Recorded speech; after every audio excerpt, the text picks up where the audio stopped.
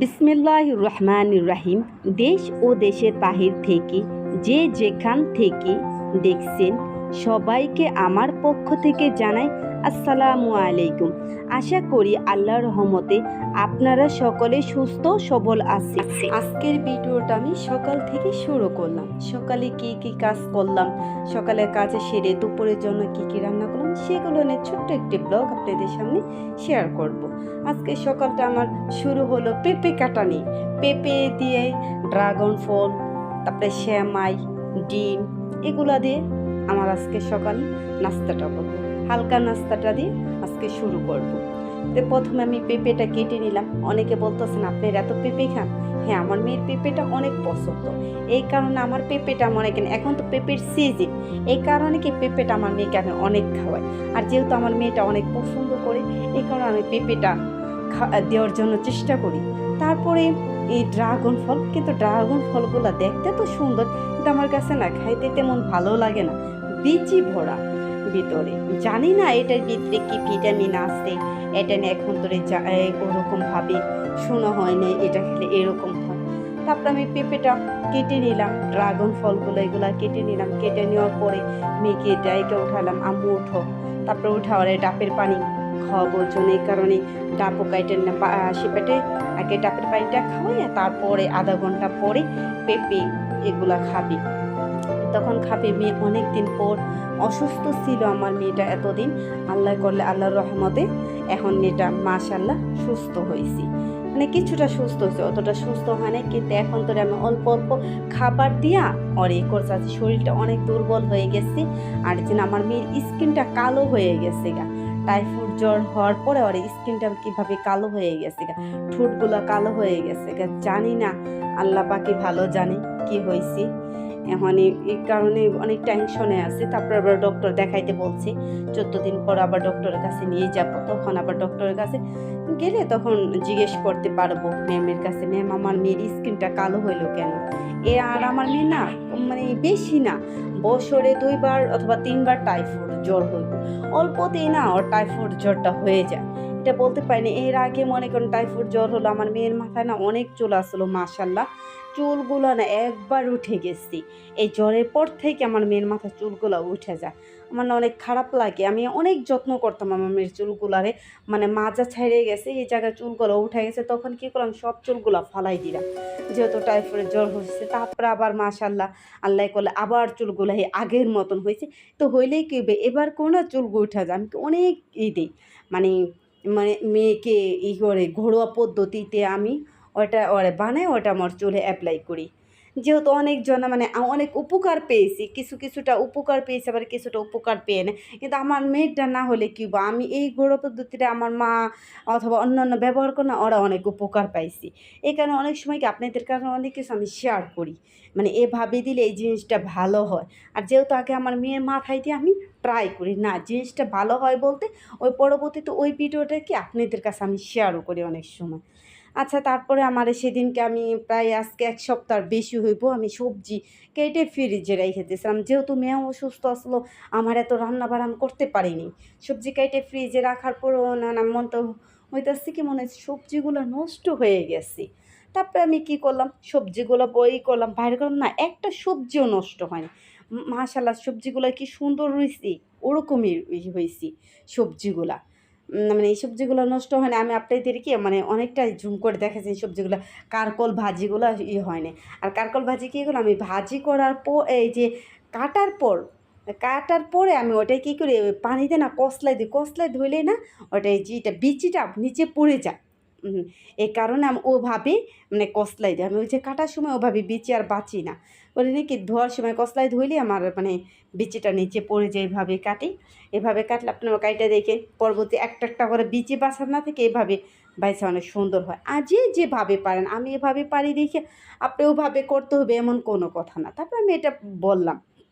তারপরে যে বেগুন, বেগুন কালো হয় নাই, আমি বলছি কি বেগুনটা ফ্রিজে দেওয়ার পর মনে হয় কালো হয়ে যাবো, আর টিস্যু দিয়ে থই না, আমি বলছি মানে ঘামে নষ্ট হবো না। আমার প্রায় 10 দিন পর আমি সবজিগুলো বাইর করছি, যেমন সবজি তুই যে হুবাহুব ওরকমই আসছি।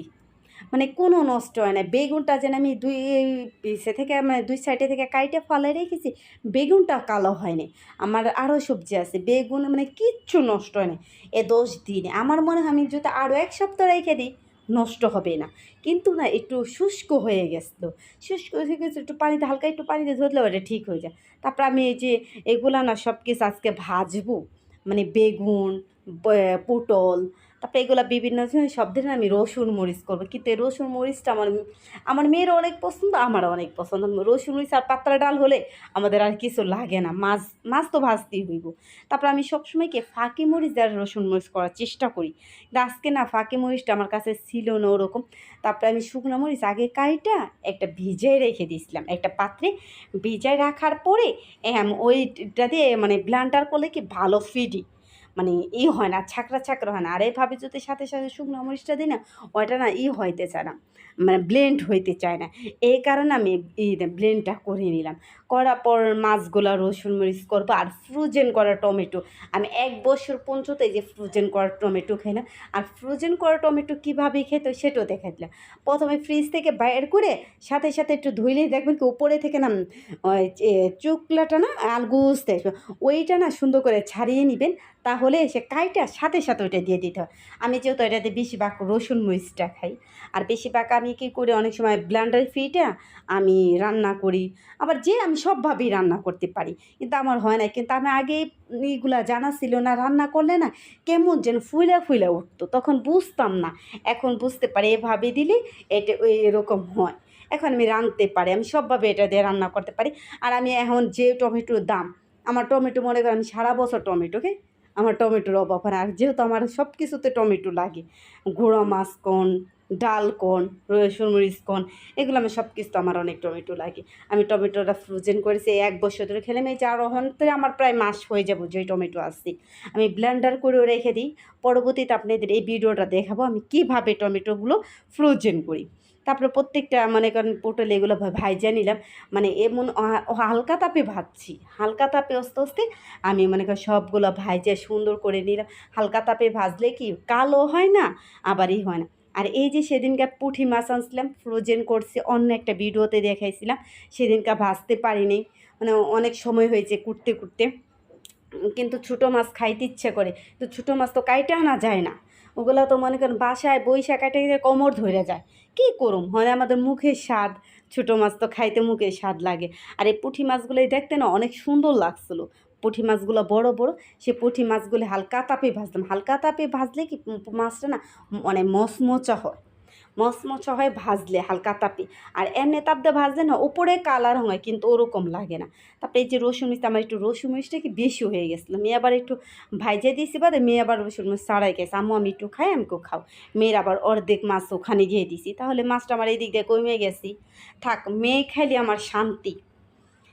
তারপরে ওগুলো আমি রসুন মরিচ করার পরে ওগুলো আমি আবার দেখাইতে আসে। আর যেখানে এই যে যখন তেল হয়ে যাবে না, তখন এই রসুন মরিচটা খাই দেখেন। আর এটা কিন্তু দেখা যাইতেছে কি অনেক ঝাল হয়েছে, কিন্তু ঝাল না, এটা টমেটোতে আমার কালার হয়েছে। এই কারণে আমি টমেটোটা রসুন মরিচে ব্যবহার করি। টমেটো দিলে কি অনেক সুন্দর একটা কালার আসে। তারপরে আমি সব রান্না শেষ করলাম। রান্না শেষ করে আবার রান্নাঘরে তার অন্য অন্য কাজ থাকে। আর এই কাজগুলো যদি আমি পুরো ভিডিও করতে যাই 2-2.5 ঘন্টা যাবে ভিডিও করতে। তারপরে আমি মনে করেন সুন্দর করে রান্নাঘরটা ভালো করে পরিষ্কার করে বের হয়ে গেলাম। বের হয়ে তারপরে 1 ঘন্টা রেস্ট নিয়ে খাবার খেয়ে আবার 11:30 থেকে আবার কাজে বিচ্ছি। কারণ যেহেতু এখন একটু ফ্রি টাইম আছে, আমি একে একে সব কাজগুলো করে রাখি। যেহেতু মনে করি মেয়ের স্কুল খুলে গেলে তো আমি ব্যস্ত হয়ে যান, তখন এই কাজগুলো করতে পারি না। প্রতিদিন মনে করে আমি একটা পর একটা কাজ করতেই থাকি। আর একদিন আমি এত কাজ করলে না আমি অসুস্থ হয়ে পড়ি। আমি মানে বেশি কাজ করলে আমি অসুস্থ হয়ে পড়ি। তাই আমি অসুস্থ থেকে তো আমি অল্প অল্প করি, আমার শরীরের লিগেও ভালো, তাহলে আমার কাজটা তাড়াতাড়ি করতে আসছে না। এই ফ্যানগুলো এত ময়লা হয় বলার বাইরে। আমাদের এখানে ওই যে বললাম না এর আগে আপনাদের ভিডিওতে বলছি, আমাদের এখানে লাকড়ির চুলায় রান্না করে, তো মানে ফ্যান চালায় সব ধোঁয়াগুলো কিন্তু ঘরে টাইনে যায়। মানে 1 মাস উপরে গেলে 2 মাসও মানে ফ্যান পরিষ্কার না করে থাকা যায় না। আর ওরকম ফ্যান দেখলেই থাকা যায়, কেউ আসলে বলবো গাই শিরে মানে তোমরা কতদিন ধরে ফ্যান পরিষ্কার করো না, নিজের কাছে কেমন যেন লাগে। এই কারণে ভালো লাগে না। আর পরিষ্কার থাকলে নিজের কাছে তো ভালো লাগে। আর আপনারা যেহেতু ভিডিওর এই পর্যায়ে চলে এসেছেন, তাহলে এই পর্যায়ে এর একটি কথা বলতে চাই। আপনাদের যদি আমার ভিডিও কোনো অংশে ভালো লেগে থাকে, অবশ্যই একটা লাইক কমেন্ট করে সাবস্ক্রাইব করে পাশে থাকবেন। একটা লাইক দিয়ে ভিডিওটা দেখা শুরু করবেন। আমরা অনেক কষ্ট করে ভিডিও করি, আপনারা অনেক মূল্যবান সময় ব্যয় করে আমাদের ভিডিও দেখেন। আপনারা এত মূল্যবান সময় ব্যয় করে ভিডিওটা দেখেন, তাহলে প্লিজ একটা লাইক দিয়ে পুরো ভিডিওটা দেখবেন। ভিডিওটা টেনে টেনে দেখবেন না, প্লিজ ভিডিওটা দেখবেন, মানে লাইক দিয়ে দেখা শুরু করবেন। আর যদি কোনো আপনার ভালো লেগে থাকে, তাহলে প্লিজ একটা সাবস্ক্রাইব করে দিবেন। অনেকই তো বক আপনাদের সাথে করলাম, অনেক কথাই আপনাদের সাথে শেয়ার করলাম। আপনাদের সাথে না কথা বললাম, শেয়ার করতে পারলে না অনেক ভালো লাগে, মানে মনের একটা ভাব প্রকাশ করা যায়। আমি আপনাদের সামনে অনেক কথা বলি, জানি না আমার কথাগুলো কেমন হয়, এটা আপনারা বলতে পারবেন। যদি আমার কোনো কিছুতে ভুল হয়ে থাকে, অবশ্যই আপনারা সেটা আমাকে কমেন্টের মাধ্যমে বলবেন। ছোট ছোট ভুল থেকেই তো মানুষের শিক্ষা পায়। অবশ্যই যদি আপনি না বলেন, তাহলে আমি শিখতে পারবো না। যদি কোনো ভুল হয়ে থাকে, অবশ্যই ক্ষমা দৃষ্টিকে দেখবেন। মানুষ মাত্রই তো ভুল হয়, ভুল হতেই পারে। অবশ্যই সেটা ক্ষমা দৃষ্টিকে দেখবেন, কোনো খারাপ কমেন্ট করবেন না। আর আপনাদের সাথে তো অনেক বক করলাম, বক করতে করতেই বকের আর শেষ নাই, শুরু আছে শেষ। আর আমার কিছু কিছু আপুরা এত সুন্দর সুন্দর কমেন্ট করে, কলজা লাগার মতন কমেন্ট। ওই আপুদের কমেন্টগুলো যখন পড়ি না, আমার এত ভালো লাগে আর এত সুন্দর করে কথা বলে, মানে কলেজের ভিতর ঢুকে যাওয়ার মতন। আপু তোমাদের আমি ভিডিওর মাধ্যমে অনেক অনেক থ্যাংক ইউ জানাই। আপু তোমরা এত সুন্দর করে কীভাবে কমেন্ট করতে পারো, আমি মাঝে মাঝে অবাক হয়ে যাই। তোমাদের কমেন্ট শুনে আমার অনেক ভালো লাগে। আপু সুন্দর সুন্দর কমেন্ট করো। আজকের মতন এ পর্যন্তই, এখান থেকে শেষ করলাম। পরবর্তীতে সুন্দর ভিডিও দেওয়ার জন্য চেষ্টা করব। আর আসসালামু আলাইকুম। আশা করি আপনারা সকলেই সবাই ভালো থাকেন, সুস্থ থাকেন। আল্লাহ হাফেজ।